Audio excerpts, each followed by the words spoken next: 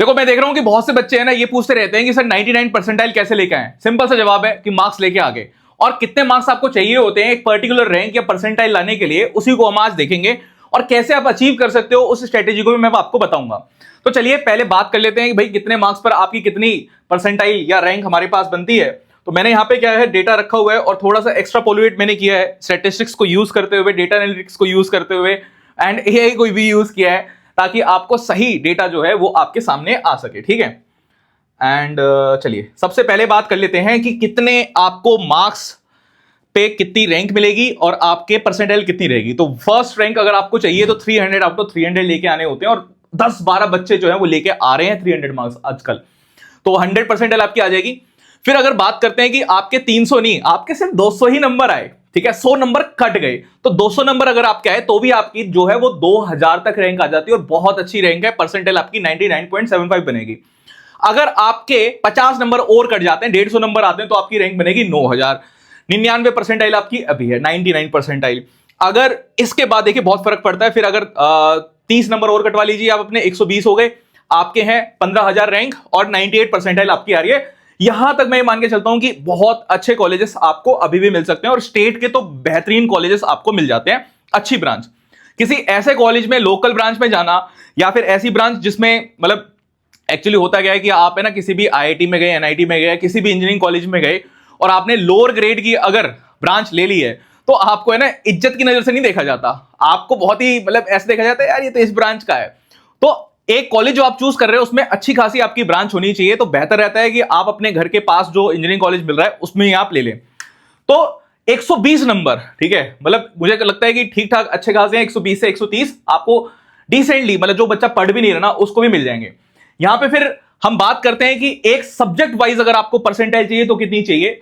तो अगर आप 60 प्लस मैथ्स में लेके आते हैं तो आपकी बनेगी 99.5 परसेंटाइल।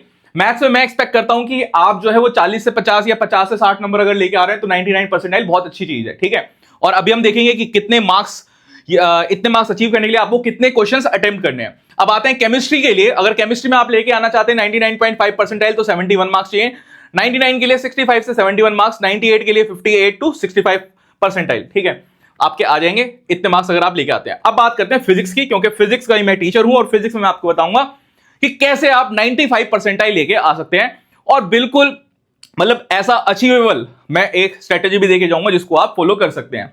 तो सबसे पहली बात कि अगर आपको 99.5 परसेंटाइल लेके आनी है तो आपको लेके आने पड़ेंगे 87 टू 90 मार्क्स। ठीक है, आउट ऑफ 100 की हम यहां पे बात कर रहे हैं। और 99 परसेंटाइल की अगर हम बात करें तो 82, और अच्छे खासे अगर मैं बात करता हूं तो आपकी परसेंटाइल जो है 98 परसेंटाइल के लिए आपको लेके आने पड़ेंगे 76 टू 82 मार्क्स। अब देखिए इसको समझते हैं कि कैसे आप इसको अचीव कर सकते हैं। तो सबसे पहली बात, अगर हम फिजिक्स के पेपर की बात करें या कोई भी पेपर की, तो आपके पास 25 क्वेश्चन टोटल में होते हैं। 25 क्वेश्चन में से आपके पास 20 क्वेश्चन जो होते हैं वो रहते हैं हमारे पास एमसीक्यू और 5 क्वेश्चन जो आपके पास होते हैं वो होते हैं न्यूमेरिकल टाइप। अब कई बच्चों को न्यूमेरिकल टाइप ऐसा लगता है कि बहुत मुश्किल हमारे पास है, बट मैं मान के चलता हूं कि न्यूमेरिकल टाइप में 1 या 2 क्वेश्चन आपके पास बहुत इजी आते हैं, वो आपको ढूंढने पड़ेंगे। तो मैं यहां पे मानता हूं कि आप न्यूमेरिकल में से सिर्फ 2 ही क्वेश्चंस को अटेम्प्ट कर लीजिए सही से। कोई इसमें नेगेटिव मार्किंग हमारे पास होती नहीं, 2 क्वेश्चन को आप सही से करिए। ठीक है, तो 2 इंटू 4 आपके पास कितने हो जाएंगे, 8 मार्क्स यहां से आप स्कोर कर लें। बहुत ही आसानी से कर सकते हो भाई। 5 में से 3 क्वेश्चन तो आप छोड़ दीजिए। मतलब मैं ये मान रहा हूं कोई पेपर आप देख रहे हैं, कोई मॉक पेपर देख रहे हैं, उसमें से मान के चलिए कि 3 क्वेश्चन तो करने ही नहीं है। फिर आते हैं इस पर अगर मैं बात करूं तो अब आप क्या काम कर सकते हैं। देखिए 20 क्वेश्चन आपके पास है, इसमें से मैं मान रहा हूं कि आप 4 क्वेश्चन मान लीजिए कि मुश्किल आपके पास है, आप 16 क्वेश्चन अटेम्प्ट कर दीजिए बिल्कुल 100% एक्यूरेसी के साथ। और हम मान के चलते हैं कि 4 मार्क्स आप इसमें स्कोर करेंगे। तो 6 4 जा 24, 4 5 6, तो 64 आपके पास यहां से आगे। 64 प्लस 82, 64 प्लस 8 आपके पास होगा 72।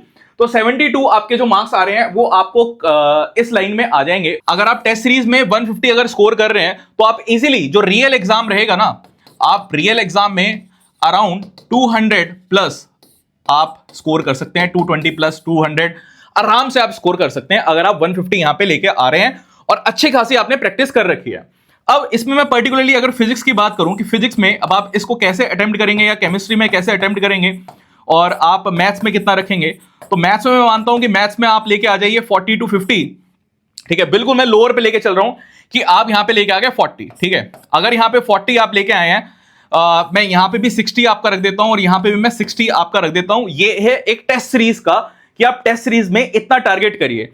फिजिक्स में 60, केमिस्ट्री में 60 और मैथ्स में 40, बस आपका काम हो गया। ठीक है, ये 100 और 160 के अराउंड आपका स्कोर बन रहा है। कहीं पे कोई नेगेटिव मार्किंग रहेगी तो आपके वो उसमें आप काट लीजिए। ठीक है, 5 मतलब 2 नंबर आपके इधर उधर। टारगेट अपना रखिए कि मैं फिजिक्स की बात करता हूं कि फिजिक्स में आपको अगर ये 60 का स्कोर अपनी टेस्ट सीरीज में लेके आना है तो कैसे आप लेके आएंगे। 25 क्वेश्चंस आपके पास होते हैं टोटल। 20 क्वेश्चंस आपके पास एमसीक्यूज रहेंगे और 5 क्वेश्चंस आपके पास जो है वो न्यूमेरिकल टाइप रहेंगे। ठीक है, पेपर आपको पता है कि टफ पेपर की हम बात कर रहे हैं कि 150 आप लेके आ जाएं, टेस्ट सीरीज वाला। इजी आएगा तो आप पूरे के पूरे के लिए जा सकते हैं कि आप 300 आउट ऑफ 300 भी स्कोर कर सकते हैं। बट मैं मान के चलता हूं कि टेस्ट सीरीज का मतलब हमारे पास है कि अगर हार्ड पेपर हमारे पास सेट हुआ है। ठीक है, अब हम यहां पे बात करते हैं न्यूमेरिकल्स में। मान लीजिए कि आप कोई भी क्वेश्चन न्यूमेरिकल में अटेम्प्ट ही नहीं कर पा रहे हैं। एक क्वेश्चन 2 क्वेश्चन अगर इजी आया तो आप कर लेंगे। मैं मान के चल रहा हूं न्यूमेरिकल में आपने एक भी नहीं करा, अगर हार्ड पेपर हमारे पास आ गया, यहां से भी आप बहुत ही इजी लेके चलिए। मैं मानता हूं 5 क्वेश्चन आप बोल दीजिए कि भैया ये तो बिल्कुल टच ही नहीं होंगे, इससे ज्यादा मुश्किल नहीं आता।